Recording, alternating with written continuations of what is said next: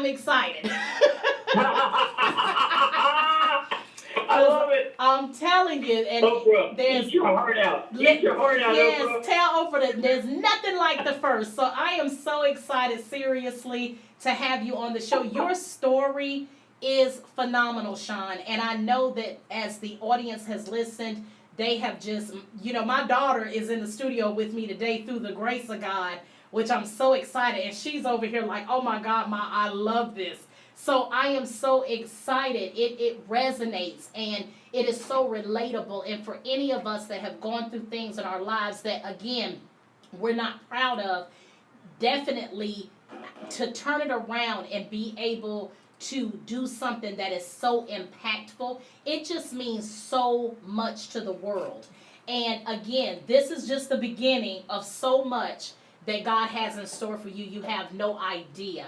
And I am so just blessed to even be in the presence of the wonderful people that are connected to you as well. Because I tell you, your heart is a heart of gold. And this is what people don't see a lot of times, is just people coming together and loving on one another, giving each other kudos and being able to push you when you need to be pushed. Just like you said, what was her name, Loretta? Loretta Pierce. Yes, and you said, Loretta said, let's get it together. It's time to write this book. That is what you need in your life. So many times you're surrounded by people who don't want to see you, get past where they're at, and so it's beautiful to surround yourself around iron sharpening iron. It's so important. With that being said, what do you want this audience to get out of reading this book? What is it? What is the message you want to give? Well, I think the most important message is that I know that there's got to be people out there that are hurting right now. Yes. I know there's people out there that are broken. I know there's people out there that are beaten. I know there's people out there that are abandoned. I know there's at-risk youth. I know there's women that are getting beat by their husbands tonight, and they're terrified whether they're going to make it through the next night or not. And this might be the one broadcast that changes their life. And I'm here to tell you, you may be a veteran suffering from PTSD. You may be a law enforcement officer just got involved in the shooting where you had to fight for your life. You may be fighting for your life. You may be one of the many, many law enforcement officers that have been shot here recently in our country. You may be somebody that got shot in our country. I know Ohio State University had a big thing today, right? Yes. So, first and foremost, I want you to know that every single one of you are in my prayers every single day. And I'm praying that you will get this book in your hands, because I know that this is not about money. I want to make that very clear. You don't write books to make money.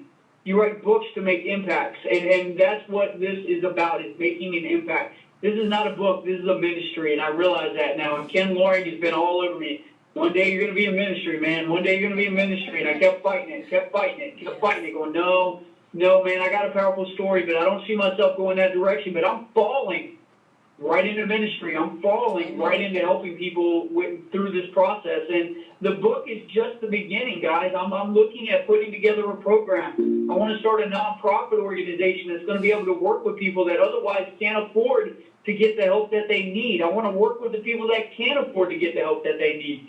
I want to create a massive movement across this country that's never been seen before, that is going to change people's lives for the positive.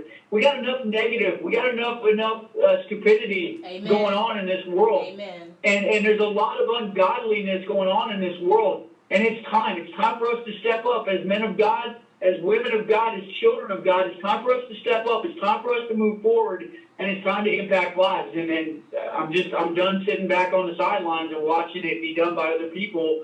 I'm taking the initiative and I'm moving forward. So I guess the one thing I would say is that you're not alone. Amen. Even when you think you're alone, even when you're in that dark corner and you're hiding in the closet, or you're listening to mommy and daddy and they're fighting, or no matter what it is, you're not alone. You may feel like you're alone. You may be in the dark. You may not have anybody physically there, but spiritually, God is always there, whether you want him there or not. He's always there. Amen. And if you just allow him to open up your heart, if you just open up your heart to the fact that he's there, that's it. Just acknowledge the existence and let him take over. Amen. Let him take over. He will absolutely change your life if you'll allow it to happen. I tell you, your courage is blessing someone right now. You know, it takes courage to be transparent. It takes courage to admit mistakes. It takes courage to, pull skeletons out of your closet that you probably wish no one had to know about. So I tell you right now, that is blessing someone right now. So I'm just going to ask real quick because I know that our time is dwindling. I cannot believe we're almost at an hour, which I'm about to cry because we could go on and on and on. I know that I have people